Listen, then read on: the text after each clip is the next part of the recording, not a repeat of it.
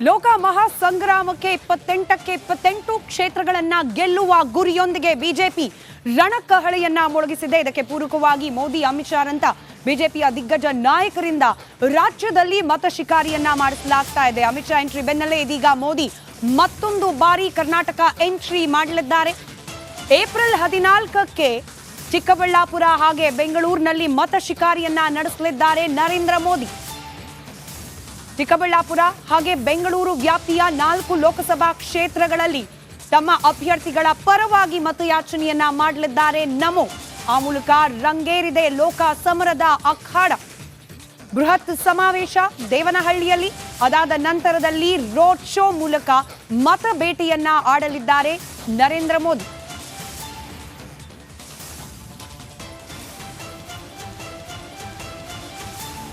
April 14ರಂದು ಮಧ್ಯಾಹ್ನ 3 ಗಂಟೆಗೆ ದೇವನಹಳ್ಳಿಯಲ್ಲಿ ಸಮಾವೇಶವನ್ನ ಹಮ್ಮಿಕೊಳ್ಳಲಾಗಿದೆ. ಅದಾದ ನಂತರದಲ್ಲಿ ಅದೇ ದಿನ ಬೆಂಗಳೂರು ಉತ್ತರ ಕ್ಷೇತ್ರದಲ್ಲಿ ರೋಡ್ ಶೋ ನಡೆಸಲಿದ್ದಾರೆ ನರೇಂದ್ರ ಮೋದಿ. ಬ್ಯಾಟರಾಯನಪುರ, ಹೆಬ್ಬಾಳ ವ್ಯಾಪ್ತಿಯಲ್ಲಿ ಈ ರೋಡ್ ಶೋವನ್ನ ನಡೆಸಲಿಕ್ಕೆ ಸಿದ್ಧತೆಗಳನ್ನ ಮಾಡಿಕೊಳ್ತಾ ಇದೆ. ರೂಟ್ ಮ್ಯಾಪ್ ಅನ್ನ ತಯಾರು ಮಾಡ್ತಾ ಇದೆ ಬಿಜೆಪಿ ಘಟಕ. ಮತ್ತಷ್ಟು ಡೀಟೇಲ್ಸ್ನೊಂದಿಗೆ ನೇರ ಸಂಪರ್ಕದಲ್ಲಿದ್ದಾರೆ ನಮ್ಮ ಪ್ರತಿನಿಧಿ ಸುರೇಶ್. ಎರಡನೇ ಬಾರಿ ಲೋಕಸಭಾ ಚುನಾವಣಾ ದೃಷ್ಟಿಯನ್ನ ಇಟ್ಕೊಂಡು ಎರಡನೇ ಬಾರಿ ರಾಜ್ಯ ಪ್ರವೇಶವನ್ನ ಮಾಡಲಿದ್ದಾರೆ ನರೇಂದ್ರ ಮೋದಿ.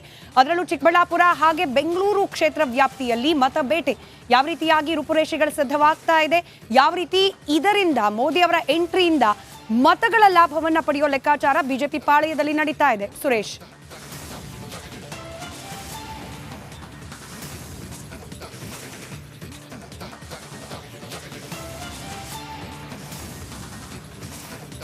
ಪ್ರಚಾರವನ್ನು ಮಾಡಿದರು. ಬೃಹತ್ತಾದಂಥ ರೋಡ್ ಶೋವನ್ನು ಮಾಡಿದರು. ಸುಮಾರು 18 ಕಿಲೋಮೀಟರ್ ಅಷ್ಟು ರೋಡ್ ಶೋವನ್ನು ಮಾಡಿ ದೊಡ್ಡ ಮಟ್ಟದಲ್ಲಿ ಅದು ಸದ್ದಾಯಿತು.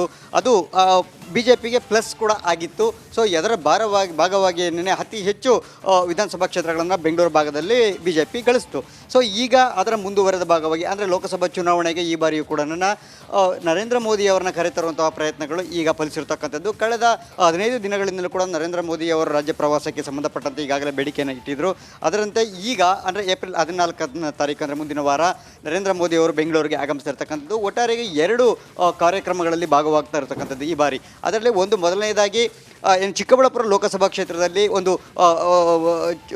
ಒಂದು ಬೃಹತ್ತಾದಂಥ ಸಮಾವೇಶನ ಮಾಡಬೇಕು ಅಂತ ಹೇಳಿ ಪ್ಲಾನನ್ನು ಮಾಡ್ಕೊಂಡಿರ್ತಕ್ಕಂಥದ್ದು. ಈ ಚಿಕ್ಕಬಳ್ಳಾಪುರ ಲೋಕಸಭಾ ಕ್ಷೇತ್ರದ ವ್ಯಾಪ್ತಿಗೆ ಬರ್ತಕ್ಕಂತಹ 8 ವಿಧಾನಸಭಾ ಕ್ಷೇತ್ರಗಳು ಕನೆಕ್ಟ್ ಆಗುವಂತಹ ಒಂದು ಸೆಂಟರ್ ಒಂದೊಂದು ಪಾಯಿಂಟ್ ಏನು ಜಾಗ ಇರುತ್ತೆ, ಆ ಕೂಡುವಂಥ ಸ್ಥಳ ಇದೆಯಲ್ಲ, ಆ ಸ್ಥಳವನ್ನು ಇನ್ನೂ ಕೂಡ ಆಯ್ಕೆ ಆಗಿಲ್ಲ. ಬಹುತೇಕವಾಗಿ ದೇವನಹಳ್ಳಿಯಲ್ಲಿ ಈ ಒಂದು ಸಮಾವೇಶ ನಡೆಯುವಂತಹ ಸಾಧ್ಯತೆಗಳು ಹೆಚ್ಚಾಗಿರ್ತಕ್ಕಂಥದ್ದು. ಅದೇ ಸಂಬಂಧಪಟ್ಟಂತೆ ಈಗ ಪ್ಲಾನ್ಗಳು ಕೂಡ ರೆಡಿ ಆಗ್ತಾ ಇರ್ತಕ್ಕಂಥದ್ದು. ಇದರ ಅಂತಿಮವಾಗಿ SPG ಅವರು ಅದಕ್ಕೆ ಅಪ್ರೂವಲನ್ನು ಕೊಡ್ತಾರೆ. ಅದು ಓಕೆನಾ ಸ್ಥಳ ಅಥವಾ ಯಾವ ರೀತಿ ಅಂತಕ್ಕಂಥದ್ದು. ಜೊತೆಗೆ ರಾಜಕೀಯವಾಗಿ ಒಂದಷ್ಟು ಎಲ್ಲ ರೀತಿಯ ಸ್ಟ್ರಾಟಜಿಗಳನ್ನು ಮಾಡಿ ಆ ಸ್ಥಳ ಓಕೆನಾ ಅಂತಕ್ಕಂಥದ್ದನ್ನು ನಿಗದಿ ಮಾಡ್ತಾರೆ. ಇದು ಒಂದು ಭಾಗ. ಆದರೆ ಮತ್ತೊಂದು ಬೆಂಗಳೂರು ಉತ್ತರ ಲೋಕಸಭಾ ಕ್ಷೇತ್ರಗಳು ಕೂಡ ಈ ಬಾರಿ ಸವಾಲಾಗಿರ್ತಕ್ಕಂಥದ್ದು. ಯಾಕೆಂದರೆ ಕಳೆದ ಬಾರಿ ಸತತವಾಗಿ ನಿರಾಯಾಸವಾಗಿ ಗೆಲ್ತಿದ್ದಂಥ ಸದಾನಗೌಡರನ್ನು ಬದಲಾಯಿಸಿ ಶೋಭಾ ಕರಂದ್ಲಾಜೆ ಅವರಿಗೆ ಈ ಬಾರಿ ಹೈಕಮಾಂಡ್ ಟಿಕೆಟನ್ನು ನೀಡಿರ್ತಕ್ಕಂಥದ್ದು. ಹೀಗಾಗಿ ಬೆಂಗಳೂರು ಉತ್ತರ ಲೋಕಸಭಾ ಕ್ಷೇತ್ರಕ್ಕೆ ಶೋಭಾ ಕರಂದ್ಲಾಜೆ ಹೊಸದಾದರೂ ಕೂಡ BJPಗೆ ಒಂದಷ್ಟು ಮತಗಳು ಹೆಚ್ಚಿಗೆ ಇರತಕ್ಕಂತಹ ಬೆಂಬಲ ಇರತಕ್ಕಂತಹ ಕ್ಷೇತ್ರ. ಸೊ ಹೀಗಾಗಿ ಅಲ್ಲಿಯೂ ಕೂಡ ಅಂದರೆ ಅಭ್ಯರ್ಥಿ ಹೊಸದಾಗಿ ಇರೋದರಿಂದ ಅಲ್ಲಿಯೂ ಕೂಡ ಒಂದಿಷ್ಟು ಸ್ಟ್ರಾಟಜಿಯನ್ನು ಮಾಡಬೇಕಾಗುತ್ತೆ. ಸೊ ಅದರ ಭಾಗವಾಗಿ ಬೆಂಗಳೂರು ಉತ್ತರ ಲೋಕಸಭಾ ಕ್ಷೇತ್ರದಲ್ಲಿ ಒಂದು ಬೃಹತ್ ರೋಡ್ ಶೋಗೆ ಪ್ಲಾನನ್ನು ಮಾಡಿರ್ತಕ್ಕಂಥದ್ದು.